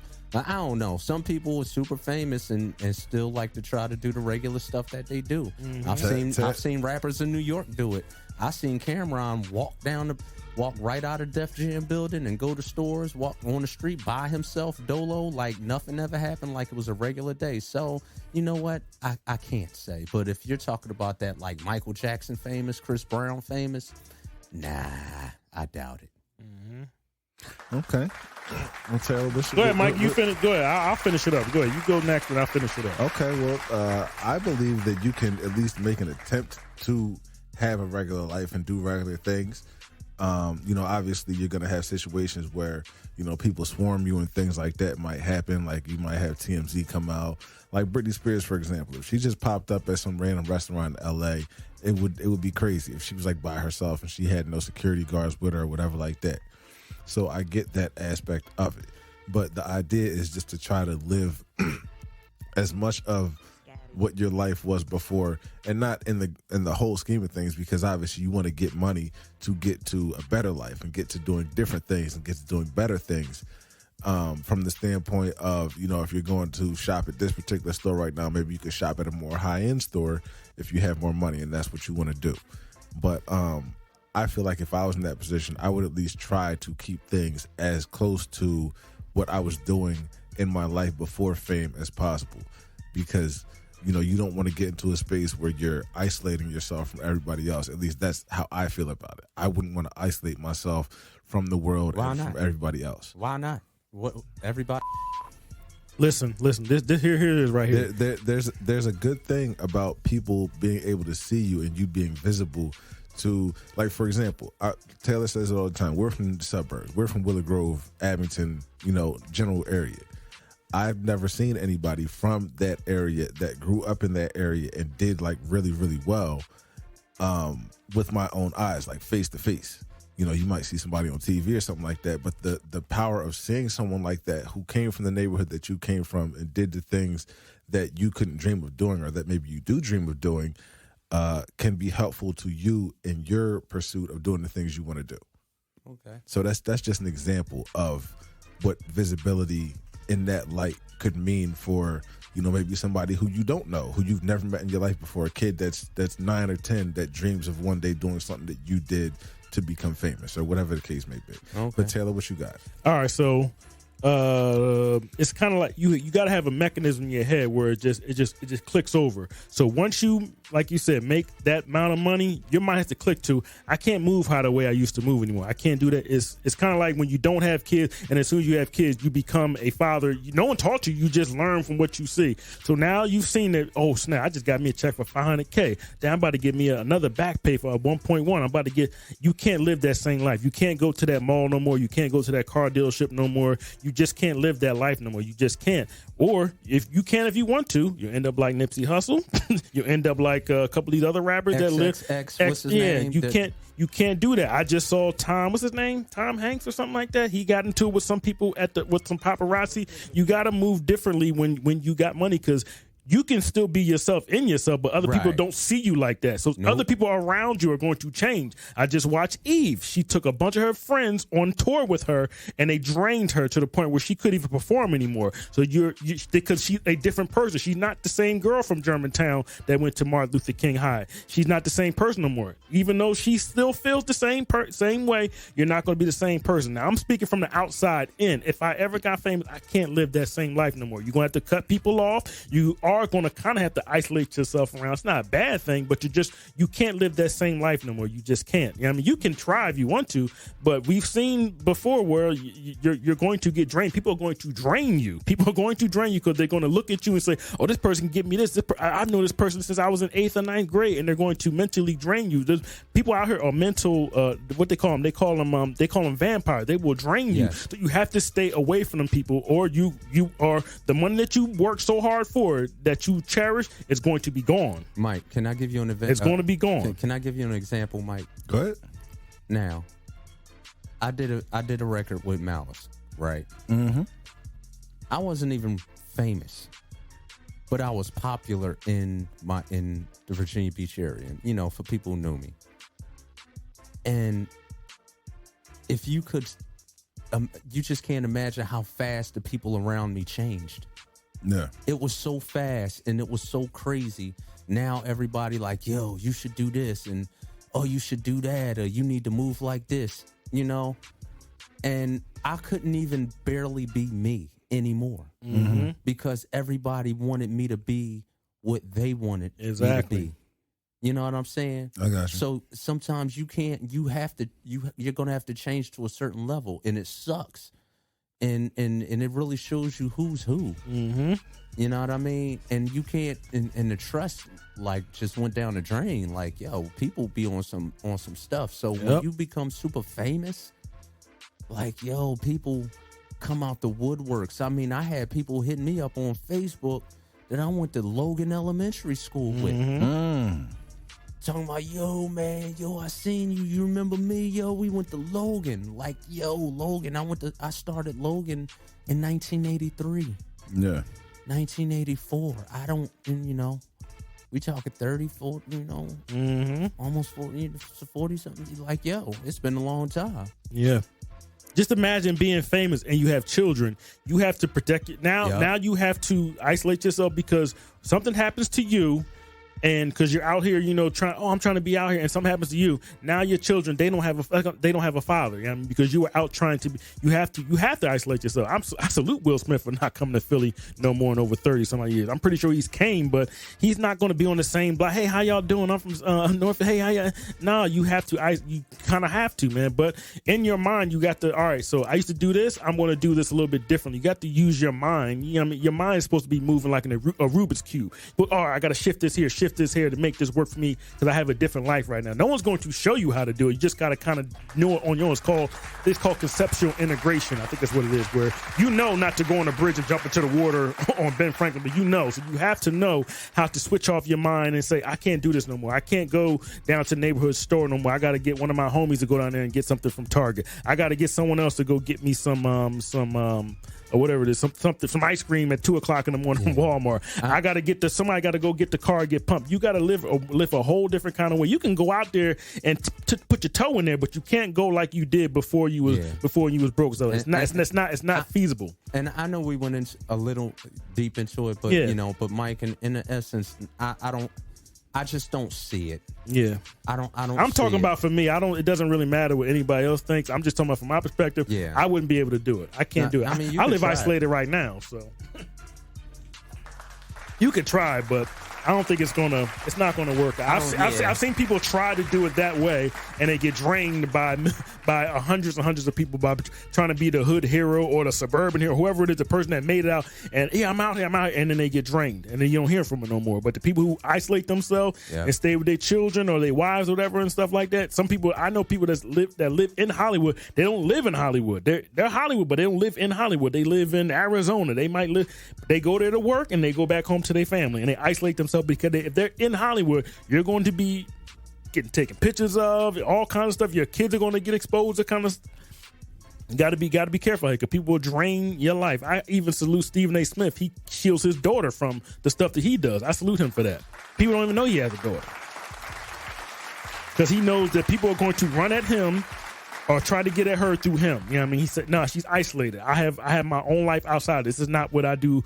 After this, I'm always going to be her father. You know what I mean? So I salute people who kind of can put their family out of this. You know what I mean?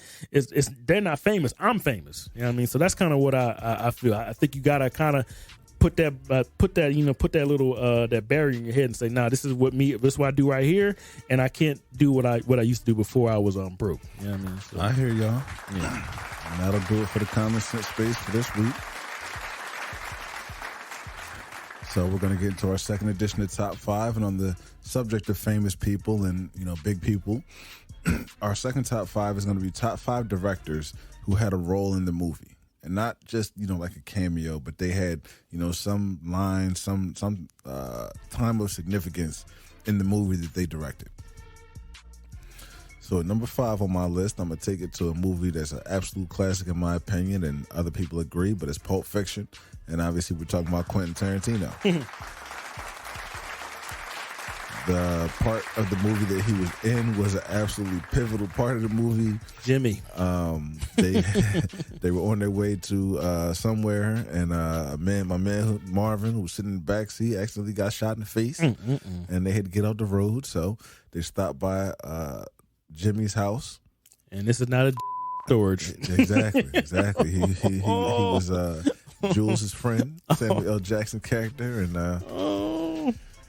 do I have a sign out in front of my house that says "Dead Nigga Storage"? You don't have to store dead. Ain't my business. The first conversation, hey man, this coffee, hey man, you don't have to tell me how good my coffee is. I know how good the coffee is. The way he broke it down is, I go to Bonnie buys me. I buy the coffee because I want to taste it. That was fun. That was the first because his face, he was just he like, man, why are you here, man? Like, I love you, man, but come on, man. You put me in a real, like, that's basically what he said, you put me in a real sticky, but when you're in your house, that's what you're supposed to say. If my wife comes home and finds this, I'm going to get divorced. Effing divorce. No trial separation, no marriage counselor, divorce. Divorce. That was funny. Yeah, that was a good little role for him. Nah. Well, not one little role. It was like a pivotal role. They had to go to his house in that movie, yeah. Mm-hmm. All right, so at number 4 on my list, I'm going to take it to a movie I've discussed before. Most of these movies on this list are movies I brought up at one point in time or another, but it's going to be Iron Man 2, and it was Jon Favreau. Is he happy? And in the movie, yeah, he played Happy. Yeah, there you go. Who was Tony Stark's assistant, drove him wherever he had to go, pretty much did what he needed to get done. Happy if he Hogan. couldn't be out here in the world. So that Happy was a funny character, and he brought a lot of comic relief in different parts. Was he in Iron Man 2? Yeah, he was in Iron Man 1 and 2. Okay, all right. And he was in some of 3, but he got stressed out and he was in the hospital for most of 3. Oh, okay, all right. So you said Iron Man 1 or which I said Iron Man 2. 2? Okay, all right. I liked him in 2 a little more than 1. Okay, I got you. Yeah, I do remember that movie. I only think I only saw it like once. Okay. He's been in some of the Spider-Man movies too. Mm-hmm. All right, so number 3 on my list, I have Boston's own Ben Affleck in The Town, which is another classic movie in my opinion. He did a brilliant job directing and acting in that movie, and that's a dope flick, man. Yeah, really good movie. Yeah. If you haven't seen it, it's about a group of guys from Boston who pull off robberies, rob banks. Can you not say guys? Can you say what they really were? Oh, excuse me, Taylor. Why don't you let them know what they really were? They were losers, man. They were losers. Boston losers. I like how they kind of made the movie to make it. He did a really good job directing the movie because you saw them as Ben Affleck and Jeremy Renner, but once you got like in the middle of the movie, these dudes are losers. Remember, they stayed in like some little ass apartment together with in the shack, and his little girl and his sister was smashed. They were losers. It was a good movie. Though. They worked at some type of construction quarry or something like that. Losers, just losers. It was a good movie though. All right, so number 2 on my list, I'm gonna take it to one of my favorite movies, and that was A Low Down Dirty Shame, directed and starred in by Keenan Ivory Wayans. I don't know if everybody knew, but that was directed and starred in by Keenan Ivory Wayans. Yes. And he did a fantastic job. We talked about that movie a couple of weeks ago. I forget what exactly the top 5 topic was. The movies under like 50. 50 okay, yeah, that was the movies with the poor Rotten Tomato scores. That movie was really good though, man. That movie was dope. From the funny scenes in that movie to when it got serious. Like I said, Jada Pinkett in that movie before she went off the reservation, she looked good. Man, you better show me some tits or die. I man had the 2 straps on the bull. Excuse me, Mr. Man, you the one that crawled into my bed this morning. Wait a minute. Yo, that was so funny. Didn't know I was gonna wake up in the crying game. Louise. That movie's funny, man. Yes, sir. And I'm gonna finish it up with my number 1 movie, which was directed and starred in by Robert De Niro, but it's A Bronx Tale. Yeah. And that movie's dope too. Discusses interracial relationships from the other end of the spectrum as far as a white man and a black woman. And, the young Bull C grew up in a neighborhood in the Bronx where, Sonny was the big fish, played by Chaz Palminteri. And he kind of took him under his wing, and he didn't really respect his father that much, being a bus driver. The working man. Exactly. He felt like the working man was a sucker. Until he grew up and he realized that, his father was really, putting in that work. Doing what blue-collar men, who want to be civilians in this world, not, a result to lives of crime and things like that, what they really go through. And that is important. And the lasting lesson from that movie is nobody cares, man. Yeah, nobody cares, man. Nobody cares who you in the bed with at the middle of the night. At 3:00 in the morning, you're on there with the lights out. Nobody cares about that. Ultimately, people will give you their opinion and say what they want to say because they want to see how you're going to react. But that's life. So that's going to do it for my top 5 list. Then I will slide it over to Taylor so he can give you his top 5 directors with roles in their own movies. Oh no, brother, we're gonna keep it going with Bronx Tale. That's number 5 for me, brother. Okay. We just gonna keep it going. Turn it right around. Turn it right around. Number 5. My man said on that bus, nothing worse in the world than wasted talent. Oh man, that when I was a kid, I said wasted potential. That was like I was like, man, that was a gem right. His pop was always dropping gems, man. Like even though he was working the bus stuff like that, he was a man's man and stuff like that. You know what I mean? So I liked the confrontation they had outside the bar, and then he had to talk to his son like, I mean, that working man's a sucker, and he had to smack his kid like, yo, man, like I gotta. He was upset with his son, but he didn't want to he didn't want to get him off the rail by beating him too bad. Yeah, he had to let him know like, nah, man, your dad's the real man. Like when I see that scene, like, whoo, man, like I was a little kid, like, yo, man, I felt that. Yeah, I mean, that was a really good scene right now. That right there with his little son. And of course, his son got older, and he still was hanging around with Sonny and stuff like that, but. Once he found out what Sonny was after Sonny gripped him up after he got his car back, you know what I mean? He kind of realized what it was and everything like that. Because remember, they kept telling him to the movie, you're going to get older, you're going to get older. Once he found out what it was, I think he realized what it was. So it was a good movie. The kid that played him, he was a terrible actor. But the movie around was a good movie. De Niro did a good job. And like you said, Chaz Palminteri, what was his name? I think that was a play.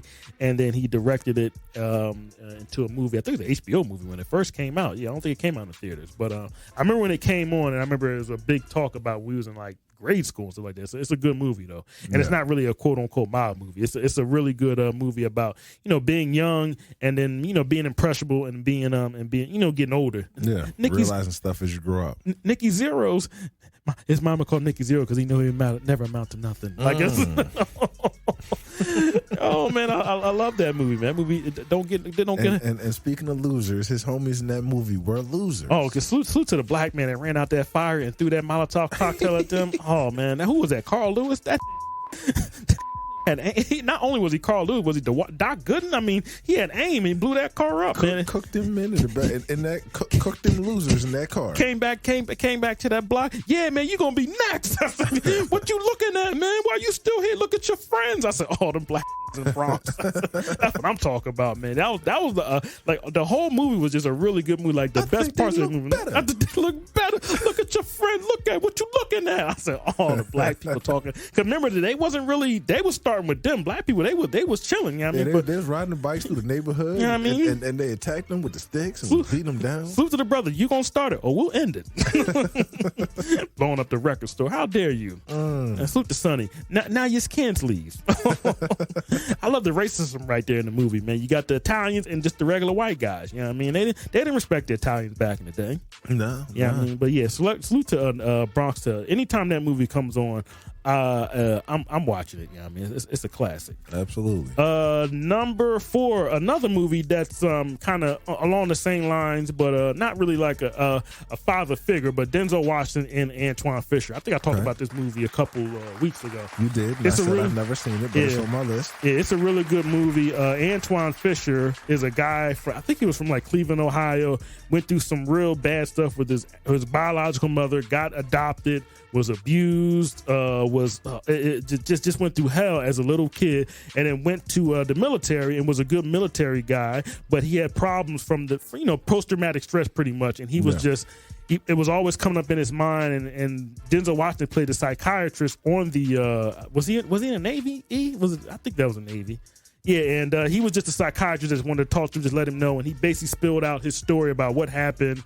This is over 20 some odd years ago, before people started talking about this mental health stuff. He really had a lot of issues and stuff like that. And Joy Bryant was a girl that took to him and stuff like that and took care of him and made sure he was cool. She just took a liking to him. But that was Derek Luke's very first movie. It's a really good movie, and I think everybody should go see it. It's a good movie. Viola Davis is in the movie. She plays his mother. Before anybody even knew who Viola Davis was, yeah, she's at the end of the movie. I forget the Sally Richardson, who was in the Low Down Dirty Shit. She was Denzel Washington's wife in the movie, and they invited him over to the house for Thanksgiving because he didn't really have he didn't even know his family. He never knew his father, and his mother was just not a good mother. You know what I mean? So it's a good movie. He has his really best friend that he loved and he died and stuff like that right in front of his face. So it's a good movie, man. You got to watch it all the way through, man. So it's one of those rags to riches story, and for him to not be, but he was never a victim. He was just saying, "This is what happened to me." You know what I mean, but for him to get to being a into the military and everything, like, be successful as he was, it was a good movie. Yeah, and the real life person ended up being really successful too. The real Antoine Fisher. Okay. Number 3, we'll put some respect on Eddie Murphy, Harlem Nights.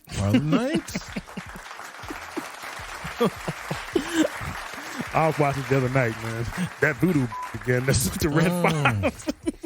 Yo, man. That movie. I can watch that movie a whole lot of times. You won't be able to find your drawers. Yeah, how they finessed the Italian guys. They was man, I found my way in. I could find my way out. You ain't got to show me nothing, man. I just love that movie, man. Yeah, I mean, Robin Harris, R.I.P. to Robin Harris, Charlie Murphy, Della Reese, Red Fox, all of them passed away, but that was a good movie that Eddie Murphy did. Tommy Ford, Tommy Smalls, Smalls, Arsenio Hall. Like, I just like how Eddie Murphy put all those guys together and made a classic comedy movie, but it was set back in time and stuff like that. And even though at that time Richard Pryor was kind of like on the back end, but he was funny in that movie too. Man. Yeah, man. Ronaldo Ray, all those guys. Sugar Ray. Yeah, I was watching. I was like, damn, all these people have passed away. And this movie came out like in '89, man. But that's a classic movie, man. Harlem Nights, man. I love that movie. Quick, and Sugar Ray. Yeah, man. Quick, as in quick to get whooped. No, quick as in quick to whoop it. That's exactly. Yeah. That's a good movie. So they had flips since what 72? Yeah. That's when the doctor slapped you on. Yeah, I'm still looking for him. Yeah, but Eddie Murphy that was his debut movie that he directed. All right, by that time, Eddie Murphy was making plenty of money. Number 2, another man that made a bunch of money in the early 90s and directed a movie, The Players Club by Ice Cube. Ooh. Stripper Gang started a long time ago.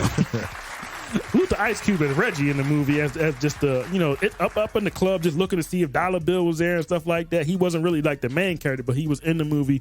But Jamie Foxx, Lisa Ray, Bernie Mac, AJ Johnson, John Amos, Faison Love, Teeny Lesnar, Dell Givens. I love that movie, man. Luke Skywalker. Yeah, man. Yeah, Uncle Luke. Michael Clark Duncan as the bodyguard. They got that smoke. Yeah, I love that movie, man. Yeah, so I like watching Players Club and the way it ended and everything like that. Terrence Howard. Do something to make me feel good. Terrence Howard and Charlie Murphy. You said Faison Love, right? Yeah, Faison Love at the was it Peters and Freeman? Yeah. What was my man named? Peters Freeman. When he opened up the trunk. Oh man, you just don't know. Well, get about that trunk. You got warrants. Yo, man, I love that movie, man. Yeah, that movie's a classic. Never gets old, man. Yeah. So number 2 is always gonna be Players Club. You know? But number 1 is always gonna be Taylor's personal favorite. I watched it. Did I watch it 2-3 nights ago? I think I did. Martin Lawrence debut movie, Thin Love and True Love and Hate, man. Personal favorite of mine. I remember seeing it as a young kid, man. Love that movie, man. Love that movie. Lynn Winfield and Brandy Webb. Della Reese in the movie again. Regina King, Bobby Brown. Oh man, I love that movie, man. Yeah, so it's always gonna be Thin Love. That's one of my personal favorites. Lister was in that one too. Yeah, he was in that one too. Yeah, man. Acting out in the club. Yep. Yeah. Snoop Dogg had a small little cameo in it. Yeah. So DPG. Yeah. So through. Yeah, I love that movie. Oh yeah, I think Faison Love was in that movie too, man. Yeah, he was the back alley like a back alley cowboy selling all this. He was the one selling clothes. Selling the clothes out the back. You smashed it, didn't you? You smashed it. He's like, yeah. But she sucked my joint though. You know what I mean? Man. Yeah, I mean, so that movie is hilarious, man. Yeah, I can always watch that movie, man. Well, yeah, I got one runner up. Yeah, go for it, brother. Mm-hmm. Come on, man. Do the right thing. Spike Lee. Okay. Yeah. I mean, I know that's my time, but it was on my list, but I got bumped up. But yeah, I like some of the same people in that movie. Robin Harris, he in that movie. Yeah, that's a classic movie though. Yeah. Martin Lawrence. Yeah, how about that? with the slur, dang it, man, them young Jones is done, man. Yeah. Oh no, them Jones is scuffed up, man. All right, bet. Well, that's gonna do it for our second edition of Top 5.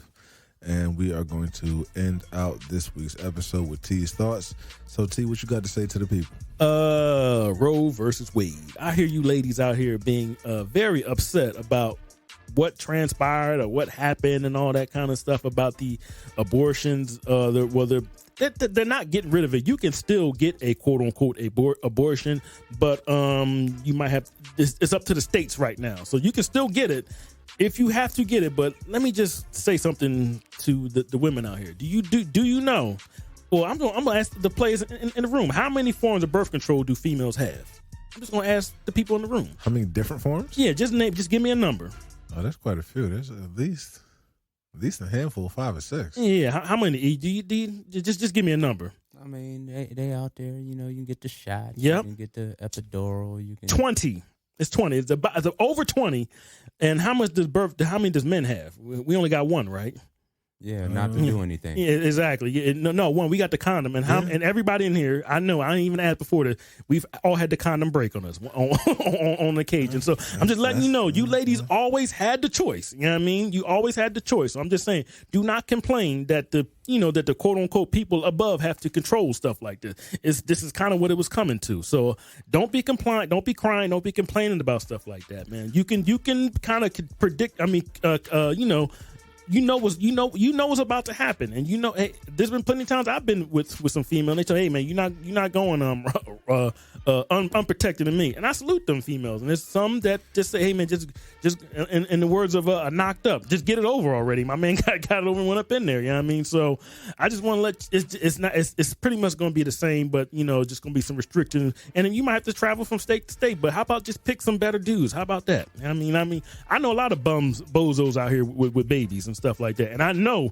they ain't gonna come out of pocket. So you always had the choice to pick who to be with and all the time. You know what I mean? So I don't like all the complaining, and a lot of these females that are complaining are women don't even have children. So I just thought that was weird. You know what I mean? On what was that, on Thursday or Friday when the ruling came down, people was all up in arms. Like, you can choose who you can be with. You know what I mean? So stop with all the crying and stuff like that. You can always choose who you can get with. You know what I mean? So stop with the crying. I was gonna go a little harder, but we're a little bit over time. So I'm gonna slow down. You know what I mean? But it's all you got plenty of options out here to not. You know me bringing in a child in here without a father. Because like I said before, I didn't know families, they had 20. It's over 20. I looked it up. I just kept going and going and going. There's a girl that I was dealing with, this is years ago. She knew about a certain form. I'll just say, the depot shot. She knew about that. A couple years later, I dealt with a girl that went to college and everything. She had no idea what the depot shot was. Had no idea what it was.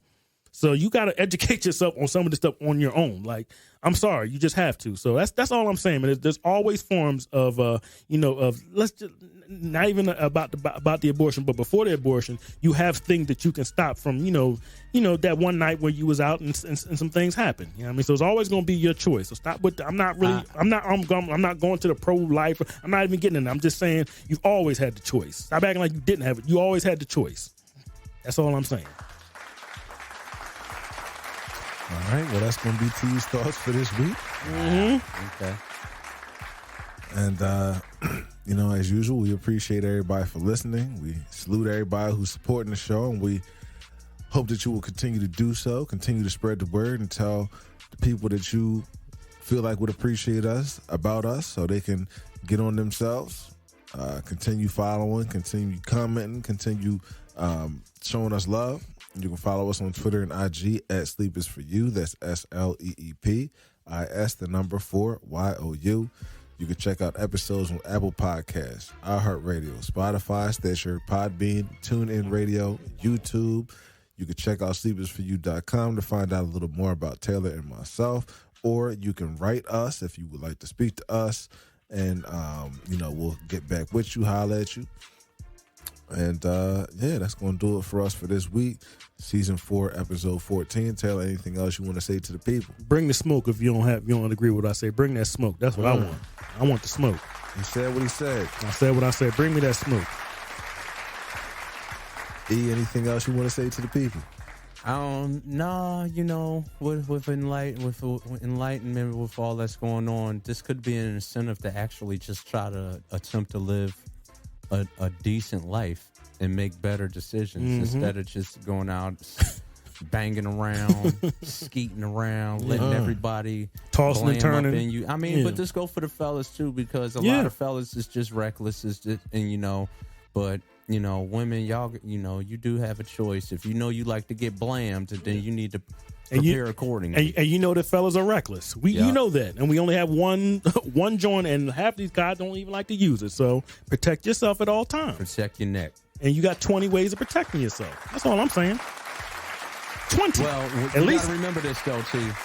With them overturning Roe versus Wade, this now affects a lot of Planned Parenthood, contraception, how it's distributed, because they're trying to stop people from actually stopping themselves from getting pregnant. Don't get it twisted. It's just not about the abortion. This affects a whole lot. So make sure we know we're informed with everything that this does affect, because now those same people don't want you to take a Plan B. Those same people don't want you to have birth control. They just feel like if you screw and get pregnant, then you should go through with it. I just feel like it's funny because they trying to protect all these fetuses, but they can't protect 21 kids in a school. Absolutely. When you could hire all these out of work veterans to protect them, but y'all so worried about the fetuses.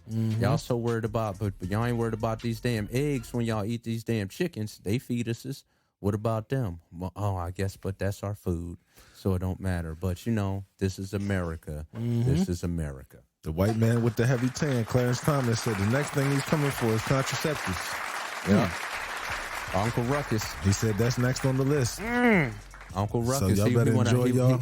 He want to outlaw that. Enjoy that birth control while you got it. They trying to get soldiers. Get it in while you can. It sound like they trying to get some new soldiers. I don't know, but protect your neck. All right. Well, y'all get with us next week. We appreciate y'all. It's always love. Water. Yeah.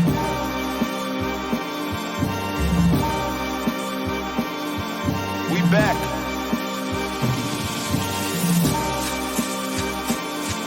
Yeah.